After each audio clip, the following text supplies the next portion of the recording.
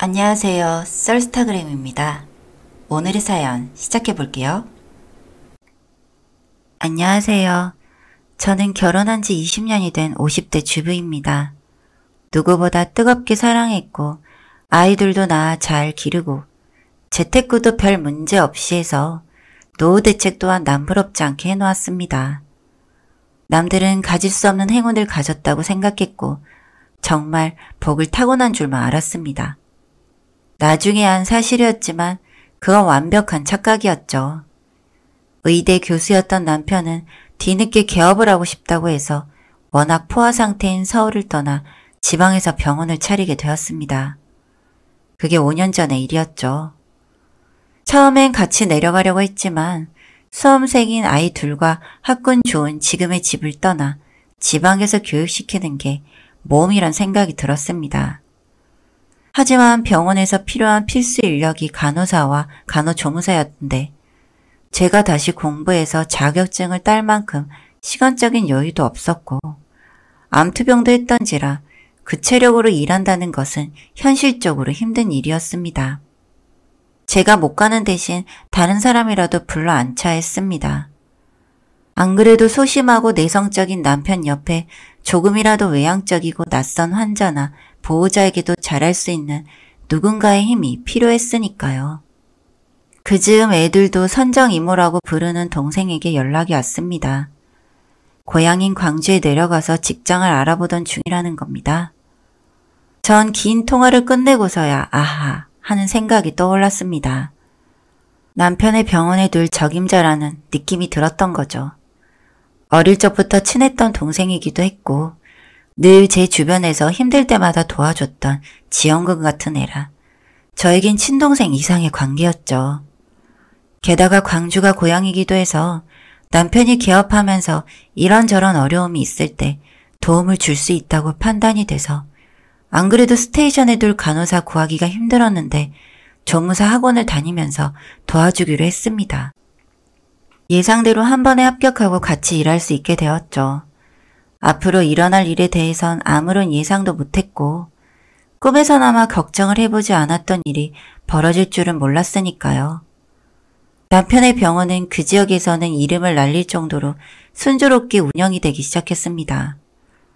처음에는 어색한 듯 말도 잘 못 걸었다고 하는데 한 달이 되고 두 달이 되면서 병원 직원들하고 한 팀으로 움직이면서 재미있는 일상이 이어지게 된 것입니다. 하지만 그것 이상으로 남편은 광주에서 머무는 일이 잦아졌고 점점 집에 올라오는 날이 드물게 되었습니다. 처음에는 바빠서 그랬겠거니 싶었고 나중엔 저도 남편이 안 오니 편한 것도 있어서 넘겼습니다. 그런데 한 달이 되고 두 달이 되니 의심을 하지 않을 수 없었습니다. 진짜 심각하고 싶지 않은 일이었지만 동생과의 일을 알아볼 수밖에 없었습니다. 일단은 본인에게 물었지만 남편은 피곤해서라고 그 동생도 마찬가지였습니다. 병원 일이 바쁘고 힘들어서 그럴 수밖에 없다면서 편을 들었습니다. 아무래도 직접 광주에 내려가야 할 것 같아 아무에게도 알리지 않고 숙소에 먼저 갔습니다. 처음엔 작은 원룸을 임대해서 있었지만 1년이 넘은 후에는 소형 아파트를 구입해서 살게 했죠. 처음 놀랐던 것은 남편의 침실에 베개가 나란히 있던 겁니다. 여자로서의 육감은 그런 거였더군요. 심지어 칫솔도 2개, 빨래 건조대에 있는 여자 속옷이 당당하게 걸려 있었습니다. 아마도 누구에게도 들킬 염려가 없다는 생각이었겠죠. 액자에 사진도 걸려 있는데 그 장본인은 선정이었습니다. 당장 병원에 찾아가서 뒤엎고 싶었지만 차마 그럴 수는 없었습니다. 증거를 하나하나 모으고 도청장치와 CCTV를 곳곳에 설치해 두었습니다. 준비 없이 간 터라 갑자기 설치하는 게 쉽지 않은 일이었습니다. 심장이 터져나갈 듯 분노가 치솟았지만 어쨌든 미리 패를 보여주는 것만큼 어리석은 일은 없어야만 했습니다.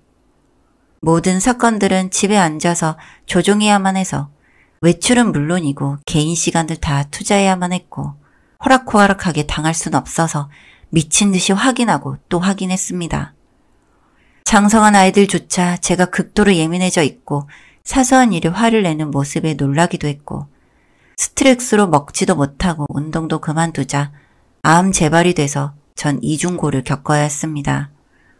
어쨌건 이기는 싸움을 하는 것이 현명한 일이긴 했지만 빨리 이 상황을 종료하고 싶었습니다.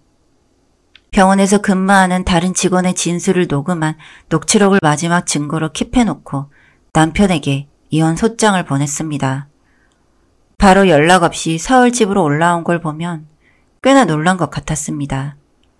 자기는 이혼할 생각이 없으며 제가 오해를 하는 것이라며 해명을 하겠다며 올라온 겁니다.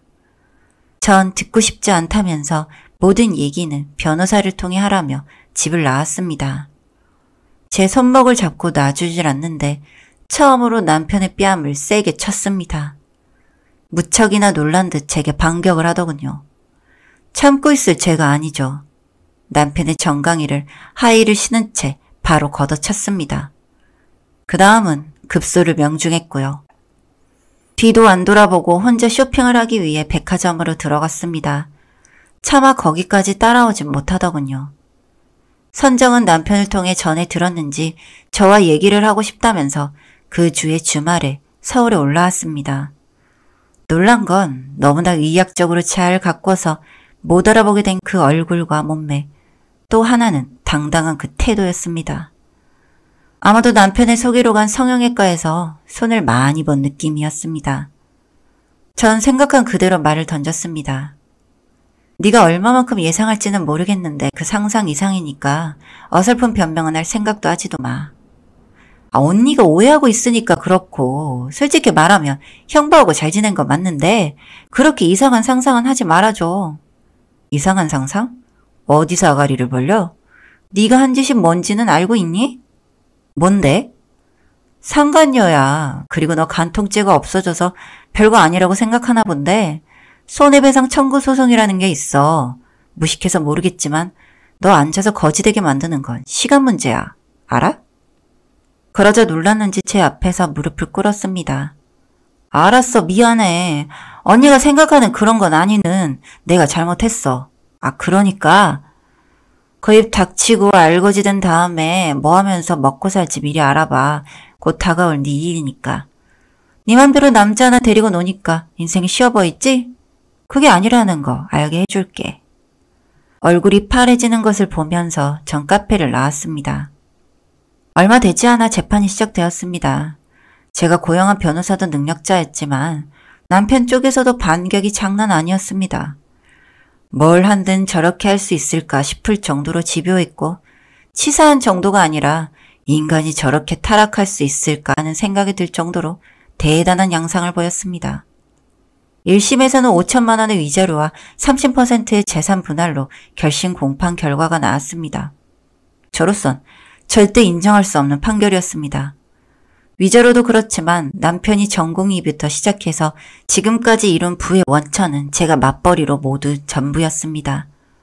뒤로 돌아볼 것도 없이 항소를 결정했습니다. 변호사는 승산이 없다고 말려서 새 변호사를 수임했습니다. 남편이라는 인간을 밟아주는 것 말고도 상간녀를 반 죽여놓는 것에 집중했는데 1심에서는 겨우 2천만 원의 배상을 해주라는 판결로 끝났습니다. 그건 남편이 대신 내주면 끝나는 일이었습니다. 항소심은 어쨌든 두 사람의 파멸을 목표로 했습니다. 사법부에서는 향하는 곳이 어디인지 몰라도 제 집념을 이길 수는 없을 거라는 생각은 의외로 통했습니다. 재판의 반 이상은 판사의 재량에 달려있는지라 예상대로 2심은 판사의 영향력을 벗어나지 않았고 전 1심보다 훨씬 만족스러운 판결을 받았고 남편은 어쩔 수 없다 하더라도 상간녀는 알거지가 되도록 만들 수 있었습니다.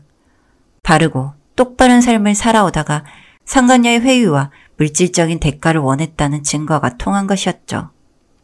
아이들까지 알게 되는 끔찍한 상황이었어도 원하는 판결을 받아서인지 전 그동안의 분노와 수치심이 가라앉는 현상까지 나타났습니다. 암 재발도 있었기에 전 목숨 걸고 진행한 송사였는데 결국 신은 저의 손을 들어주었습니다. 다행스럽게도 아이들은 제 입장을 이해해 주었고 남편은 병원을 접고 섬에 내려가 은둔하게 되었습니다. 그러든 아니든 전 그를 용서할 생각은 전혀 없습니다. 상간녀였던 선정은 해외 취업을 위해 동남아로 떠났다고 들었습니다. 그렇게 시간이 흐르고 전 새로운 일을 찾게 돼서 새 삶을 시작하게 되었습니다. 좋은 사람 만나서 교제도 하고 있습니다. 긴 글 읽어주셔서 감사드립니다. 여기까지 썰스타그램이었습니다. 구독과 좋아요 부탁드릴게요.